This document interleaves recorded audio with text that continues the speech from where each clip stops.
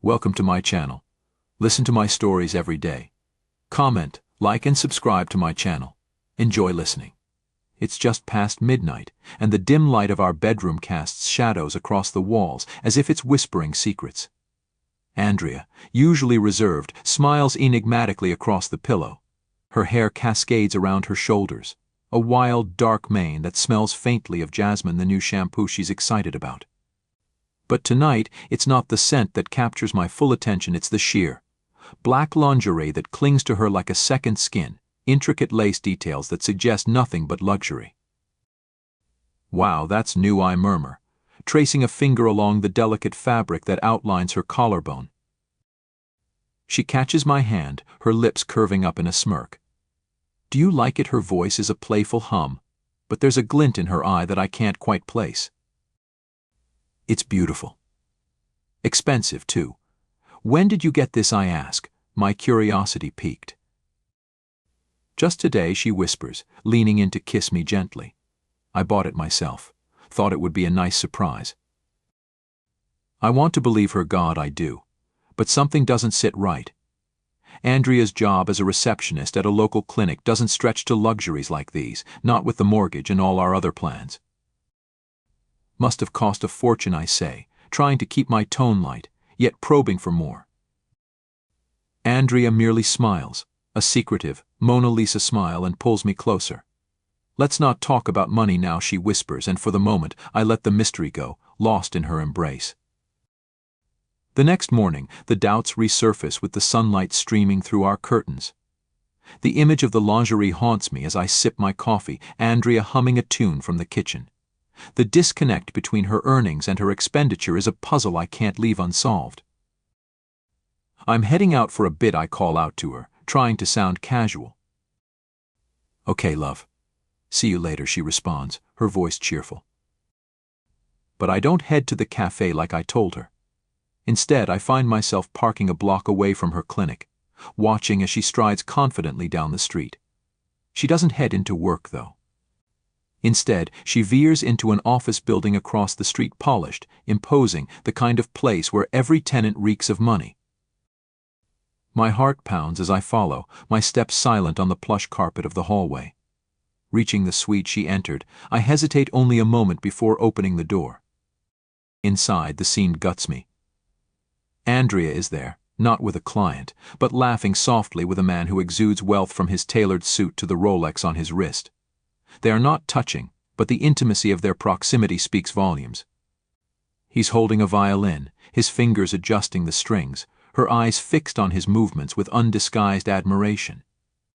"How could you, Andrea?" I burst out, unable to contain the tumult of betrayal and anger inside me. Both heads whip toward me, surprise etched on their faces. Andrea's mouth opens, but no words come out. The man looks from her to me, an eyebrow raised in silent query. I don't wait for her explanations.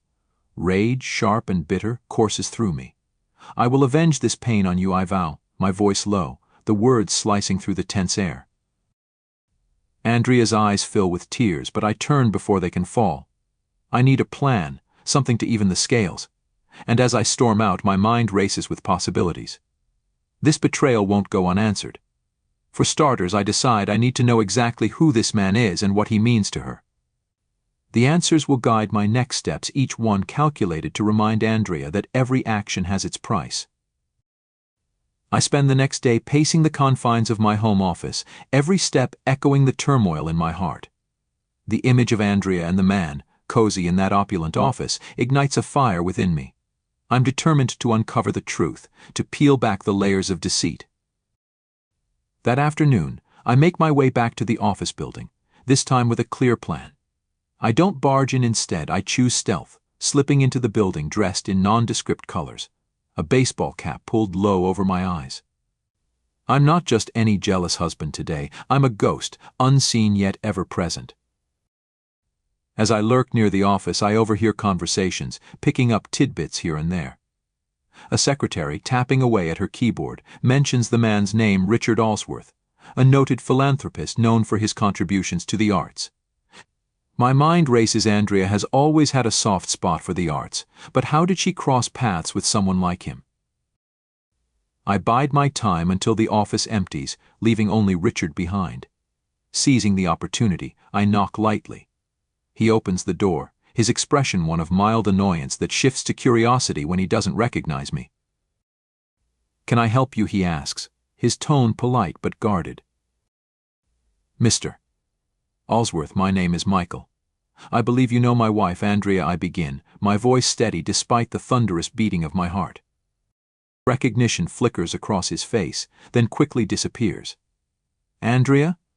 Yes, she's been a great help with our charity events. How can I assist you?" I take a deep breath, choosing my words carefully. "I saw you two together yesterday. I want to understand what's happening." Richard studies me for a moment, then gestures for me to enter. "Let's talk."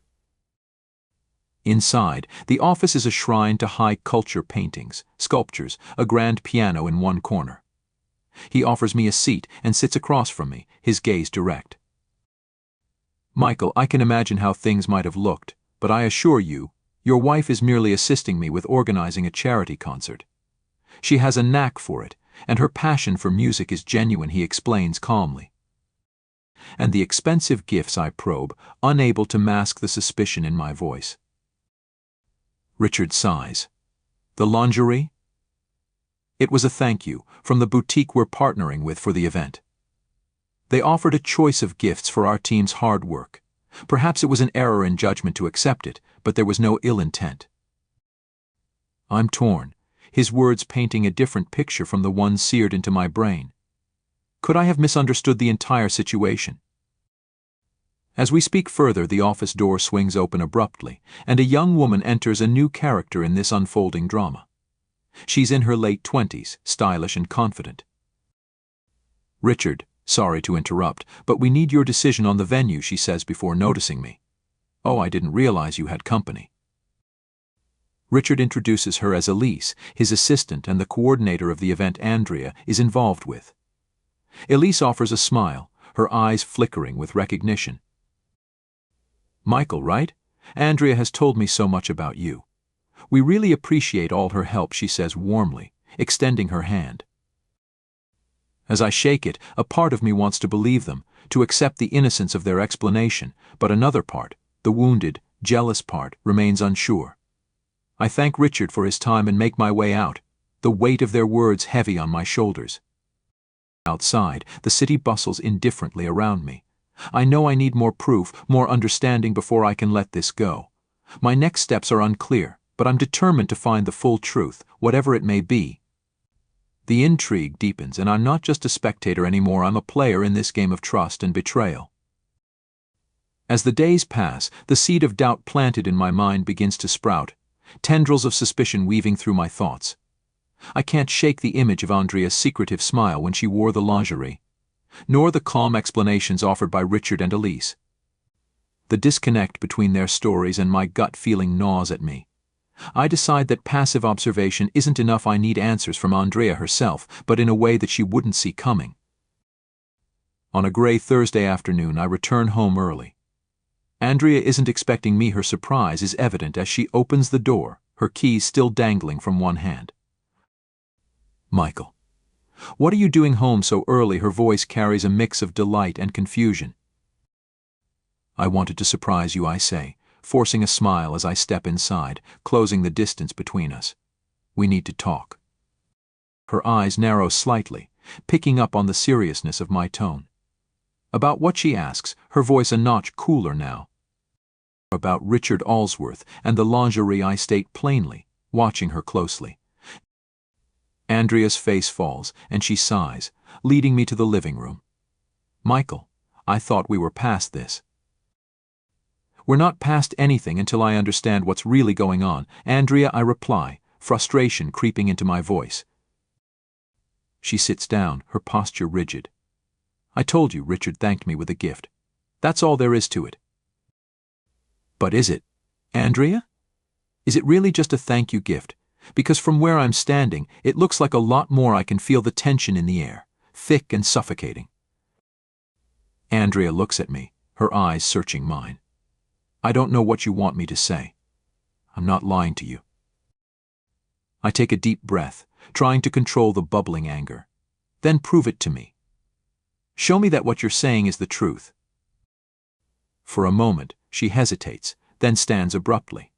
Fine. If that's what it takes, I'll show you. Come with me to the charity event tomorrow. You'll see how things are. The next evening finds us walking into a grand ballroom decorated lavishly for the charity concert. Andrea clings to my arm, perhaps more out of necessity than affection, as we navigate through clusters of elegantly dressed attendees. She introduces me to various people as her husband, each introduction seemingly a reassurance of her fidelity. Halfway through the evening, Richard approaches us, his smile polite but reserved. "Michael, good to see you here supporting the event." "I wouldn't miss it," I reply, my tone equally formal. As the event progresses, I observe Andrea interacting with Richard and Elise. Their behavior is professional, nothing overtly intimate or suspicious. Yet, the way Richard occasionally places his hand on Andrea's back or whispers in her ear sends a jolt of jealousy through me. Late in the evening, while Andrea is busy discussing logistics with a group of musicians, I pull Elise aside. "Can I ask you something?" Elise, my voice is low, urgent. She nods, her expression curious. "Of course, Michael." "Is everything strictly professional between Andrea and Richard?" I ask, watching her face for any telltale signs. Elise's eyes widen slightly, and she hesitates before answering. "Yes, absolutely. I can assure you there's nothing inappropriate happening." Her assurance does little to quell my suspicions, but it plants a seed of doubt about my own doubts. As the night draws to a close, I find myself torn between the loyalty I owe Andrea and the betrayal that seems to lurk just below the surface.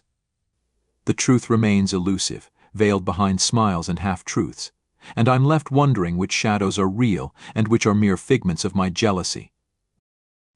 As the charity event winds down, the last notes of the closing symphony linger in the air, mingling with the murmur of the dispersing crowd. Andrea, her face alight with the success of the evening, turns to me with a smile that doesn't quite reach her eyes. "See? Everything is just as I said." Her words should bring relief, yet a nagging sensation tugs at the edges of my consciousness. Despite the apparent normalcy of the evening, the pieces don't fully align in my mind. "Let's get some air," I suggest, and she nods, slipping her hand into mine as we step out onto the balcony overlooking the city. The cool night breeze is a small comfort against the turmoil within me. I watch Andrea as she looks out over the lights, her profile etched against the cityscape. "Andrea, there's something more, isn't there?" I finally ask, the words heavy between us. She stiffens, then releases a long sigh. "Michael, I didn't want you to find out this way. I was going to tell you after tonight." Tell me what my heart races, anticipating the worst. "It's not what you think. There's no affair, no betrayal of our love," she starts, her voice trembling. "Richard offered me a job, Michael. A real job as an event planner for his charity. That's why I've been so involved, why he gave me the lingerie. It was a misguided gift from the boutique, a thank you for the hard work." The revelation hits me like a wave, cold and unexpected. "A job? Why didn't you just tell me?" "Because I knew you'd react this way, that you'd think something else was going on. I wanted to prove to you that I could succeed before I told you." She turns to face me, her eyes pleading for understanding. The realization of my own doubts and the injustice of them washes over me. "Andrea, Before I can finish, a sudden commotion from the ballroom cuts our conversation short. Shouts echo up to us, and without a word we rush back inside. The ballroom is in disarray, guests gathered in clusters, some pointing toward the main doors. Richard is there, his face pale, talking to security. When he sees us, he approaches, his expression grave. "There's been a robbery," he announces. "Someone broke into the office during the event. They knew exactly where to find the charity's donations." Shock registers on Andrea's face, mirroring my own. "Do they know who did it?" I ask, a dreadful suspicion creeping into my mind. "They have someone in custody," Richard says, and motions to a side door where two officers are escorting a familiar figure, Elise. Elise, Andrea gasps. "But how? Why?" Richard looks between us, his disappointment evident. She was seen entering my office shortly before the alarm went off. She must have had a key, planned this knowing we'd all be distracted. The pieces click into place, a bitter puzzle completed. Elise, who had seemed so genuine, so helpful, had been orchestrating a far darker plan beneath her helpful facade. And I, blinded by jealousy and suspicion, had almost missed the real deceit playing out right before my eyes. Andrea grips my hand, her touch grounding. Michael, I'm sorry you doubted me, but I'm glad you're here now. As we watch Elise being led away, I'm overwhelmed by a rush of emotions, relief, regret, and a newfound resolve. I should have trusted you, Andrea.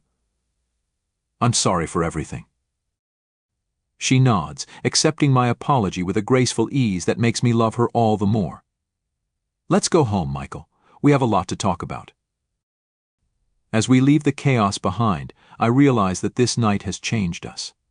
I've learned the hard way that trust, once questioned, must be earned back, and secrets, no matter how well-intentioned, can create their own shadows. But together we step into the night, ready to rebuild, ready to move forward hand in hand.